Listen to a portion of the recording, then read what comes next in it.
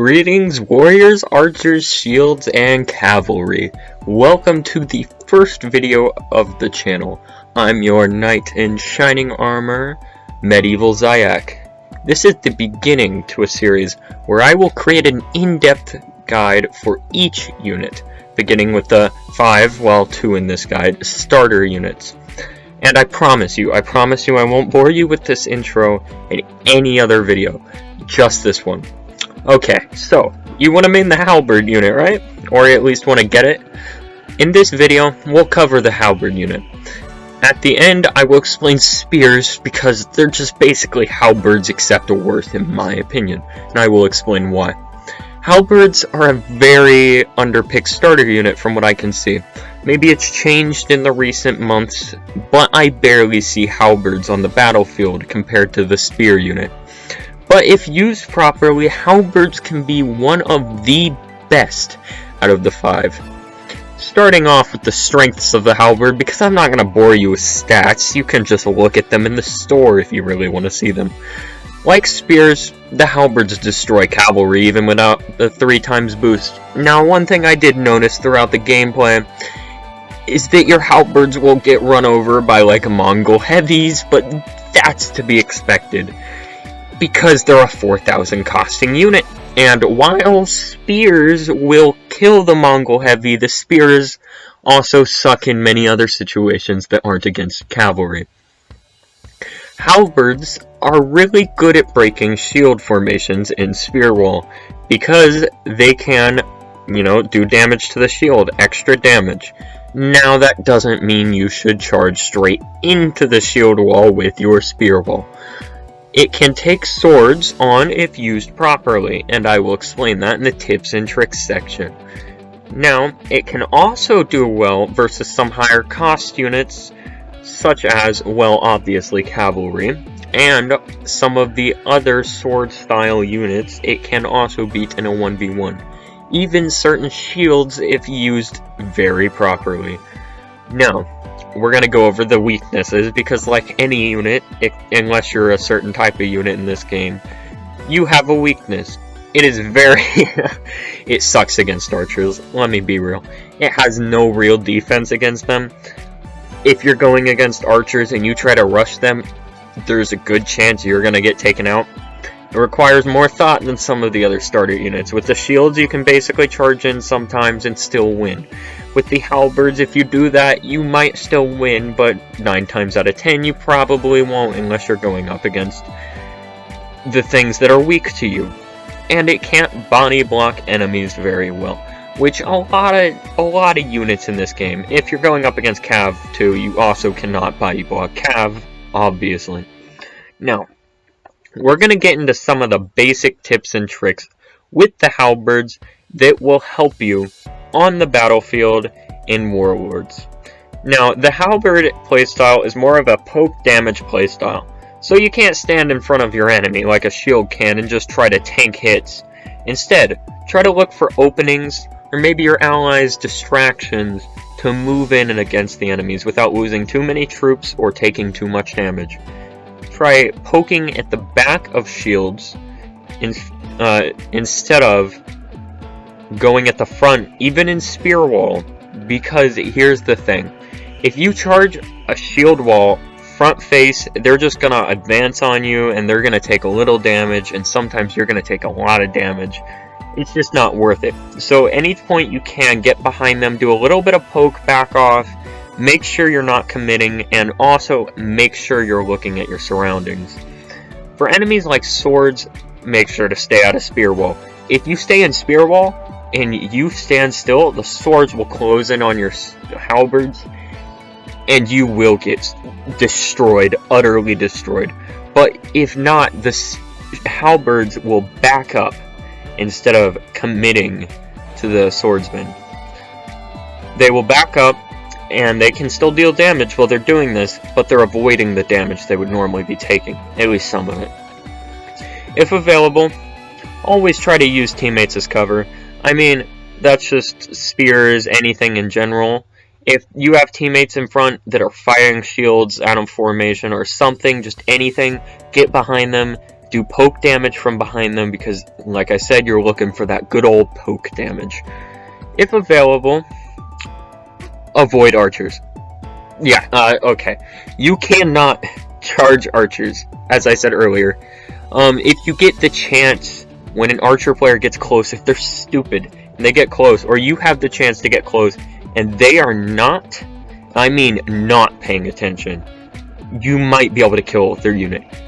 But if they turn to you, you are so wide open because you don't have shields. You might try to get your units to block, but they won't even do that because they back up. Even from units that aren't swordsmen, because that's just in the AI. Cavalry, you know, the base cavalry will never be much of an issue in Spear Wall. If you're going against Mongol heavies, you might as well kiss your units a bit goodbye, but you'll still do a good amount of damage, which is a good thing. And then, finally, you need to look around you when playing this unit. This is especially for pretty much every starter unit. You will see this tip in every single one of the videos that I make. If you get sandwiched as these guys, they have nowhere to back up. That is one of the biggest problems with these guys. If you get sandwiched, as with most units, you can't back up, obviously, and your units will not be able to get range damage in because the tip of the spear is what does the most damage. Not the hilt. Not the staff. The shaft, whatever you want to call it. It doesn't do that much damage. So you want to be far. Okay, so in conclusion, the halberds, they're very versatile, but they may take some practice to get better at. You will need to use your awareness and intuition to decide when a battle is a good decision to fight. And if it's not, you need to book it because you do not have as much speed as the rest of the starter units. You don't have that much speed because the halberds can pierce through armor. That's one of their very good positives if you look in the shop section. That's why I didn't include it in the strengths of the halberd, because it's just included in the shop and you can look. Now, I'm going to explain spears real quick before we end this video, my warriors. Okay, so here we go. Finally, the spears. Okay, the spears, they're the exact same as halberds. They have less armor, way less armor. They move faster. I do think they have a little bit of more health. But what's the problem? What's the problem, Zayak? Well, here's the problem, okay? Now, they do a lot less damage. They have a lot less armor, which means while they do have a little bit more health and do more damage to cavalry, they die to everything else 2 times faster because of that 20 armor decrease. And while they are faster, that's not enough to outrun most units, and you need to be good enough to go head-on with shield. Not head-on, but you need to be able to fight shield units. You don't need to be able to only kill them when you get to their backs. You need to do at least a little bit of poke in front of them, and they just don't do it. And it's just their focus on cavalry. If you get a cavalry player, you will destroy them. Not even if they're Mongol heavy, you are going to clap them. But the amount of people that play cavalry in this game are very, very low compared to the rest of the community, because there aren't that many cavalry units. Especially because it's just not practical. You can even avoid cavalry units with this, with any other unit. If you play any other unit, you can just dodge lobbies with Cav in it. I mean, Cav doesn't really have that many counters, and this is one of them. But it's just situational. And halberds are not. Halberds, you can fight swordsmen, shieldsmen, even other spears, even though you have to be careful about it. These, not so much. They have one focus. But anyway, guys, that's going to wrap it up today. And that is all for the first starter guide.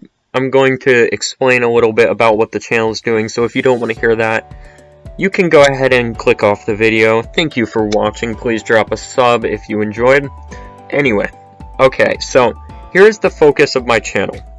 I'm going to be mainly playing medieval games, as you can tell, which for right now, it's going to be primarily Warlords content and nothing else. And I'm going to be making starter guides for every unit. For the first 4 are going to be about the starter units, then we're going to move on to the moderate guides, which are the medium units, and then we'll move on to the rest of them. After I finish the starter units, I will be making a starter guide, because in Warlords, there are so many people trying to get into the game, but they just have such a bad time. And it's not because it's a horrible game, while it is unbalanced in some fashions. It's because there's no guides out there to help people with what to do. There's no tutorial either, so when they join, they're just like, okay, what do I do?